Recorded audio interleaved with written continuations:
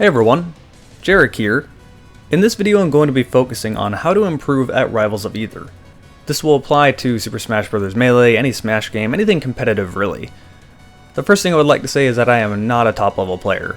I would like to consider myself a decent mid-level player. With that said, I am dedicated to improving at the game and participate in tournaments every week. We recently got a boost to somewhat newer players coming in from the holidays and from Genesis 4, so I figured now was the perfect time to make a video like this. The skill ceiling is high enough in Rivals of Aether to where a mid-level player can definitely help newer players. I'm going to be focusing on 3 different hints. The first one is obvious. If you want to get better at Rivals of Aether, you need to put a lot of time into it, and you need to be dedicated to actually improving at the game. I have 300 hours into the game, and that's really not a whole lot compared to the top level players who literally have thousands of hours put into Rivals of Aether, which is about right. I had about 5,000 hours put into Rainbow Six Vegas 2 and Fear Combat when I went to tournaments for those games. So hint number 1 is simply put a lot of time into the game, with the full effort of improving. Hint number 2 is really where we start to get into some of the important stuff. I struggled with this pretty hard when I first got into competitive Melee back in the day. My logic and thought process of playing through Melee was I need to learn the matchup. I need to learn what options I have, what options my character has, what options the other character has. If I knew this, well then I shouldn't lose, right? Well, I wasn't factoring in the other player, the human element of it. I was thinking I just need to play the game, not that I needed to play the other player. For example, when I play Rivals nowadays, I create a micro situation at the beginning of each set. I main Zetterburn. What I do is I find a way to land a fireball and run in with a charged down smash. They have 5 options out of this. The first one is to roll away, which tells me that their natural instinct is going to be to roll away from me or take away from me. So in the future, I should run to where they're going to roll. The second option is to try to roll behind me, which the down smash will cover, and again, this will tell me they're probably going to try to roll behind me from now on. The third option is that they're going to try to jump over me, which I can interrupt with an aerial of my own. The fourth situation is that they simply will attack me, which will beat out my down smash, but that also tells me I can just run in and parry. The fifth option is that they can parry themselves, which I can simply run in and wait for their parry or charge my down smash longer and wait for the parry to wear off. So at that point I'm not really looking at what option the character has as much as what option the player is going to choose and what their tendencies are throughout the match. But this goes both ways. He can adapt to that same situation. If the other player knows I'm going to run in and parry, he can simply wait for my own parry and then punish me. And if I know he's going to wait for me to parry, well then I can just run in and attack. You see how this is a constant sort of learning what is the other player going to do. It's constantly adapting to what the other player is doing, rather than what the character is doing. You need to play the player as much as you play the game. And the third hint is something that I struggled with so very hard when I first started playing competitive Smash and competitive Rivals of Aether. It's funny that I essentially go through the same thing every competitive game I play, and that is just your mindset. Mindset is arguably the hardest thing you need to learn to deal with when it comes to competitive games. The shortest way to describe it is that you cannot let yourself get tilted.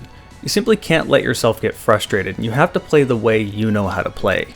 For example, if you're getting frustrated that you keep running into Krag's down special or Krag's forward special, or you keep attacking Krag's forward special even though it has armor, or you've gotten hit by that rock for the millionth time, and you're getting real frustrated and you're starting to think Krag is a dumb character, it doesn't belong in this game, it doesn't match the game, this is stupid, this needs to be changed. This might sound familiar because that was me. That was entirely me. The problem with this mindset is that you start thinking the wrong things. You no longer think, I've ran into that same down special time and time again. This time I'm going to dash back and then dash back into it and parry it. You stop thinking that. You start thinking, Krag's a stupid character and you keep running into the same down special that you did the last 5 times and get punished the same way time and time again. Letting yourself get tilted and frustrated and angry at specific situations or specific characters or specific players makes you run into walls. Walls that you easily would be able to walk around, but you're getting too frustrated to even think properly about how you should approach the situation. So instead you just throw yourself at that situation the same way over and over again, and you get punished the same way over and over again, and you eventually lose the match and lose the set. Now you're angry, now you're frustrated, and now you're blaming the character and making excuses as to why it wasn't you. It wasn't me, I'm not bad at the game. That character's just dumb. That it shouldn't work like that. But what does this do for you? Well, you lost, and it really doesn't do anything for you. Now you're just angry. It'll never make you win sets. It'll never make you beat that person that you hate. Instead, it'll only make you salty and frustrated and angry at the game and that character. To add on to this, Playing in tournament is so very, very different than playing friendlies. I was one of those people that for a while I could beat the same person 9 out of 10 times in friendlies and then lose to them in tournament. I was terrified of losing, and I let it get to me. I'll tell you the same thing every coach I've ever had has always told me. You think too much. You think about losing, you think about every way you could possibly lose, and then you never commit. You know you have that read, but you don't punish it because you're terrified of being punished yourself. And you don't play the way you know how to play. You can't be too afraid, you can't try to play like someone else, you just gotta play your style. You gotta calm down, take a deep breath, and relax. Sometimes when I'm in tournament, when I feel like I might start getting tilted after I've just lost one of my stocks, I'll stand on the respawn platform, close my eyes, take a deep breath, slow down, and then go back into the match. There will come a point where you start winning sets in tournament, and it will click with you. When it clicks with you, you're suddenly less frustrated with the game, you're suddenly having more fun, you're very encouraged and more confident, and you just want to play the game and get better at the game, and losing is no longer that big of a deal. I honestly feel that doing this in tournament, and in Rivals of Aether, and in Super Smash Bros. Melee, and anything competitive, has made me better as a person. I feel more patient and more relaxed. I was never really a person that got anxious or stressed out, but I definitely was impatient. And because of this, I would do things like needing to get people off stage as quickly as possible and try to get rid of their stock the easiest way possible without really going overboard with combos and whatnot.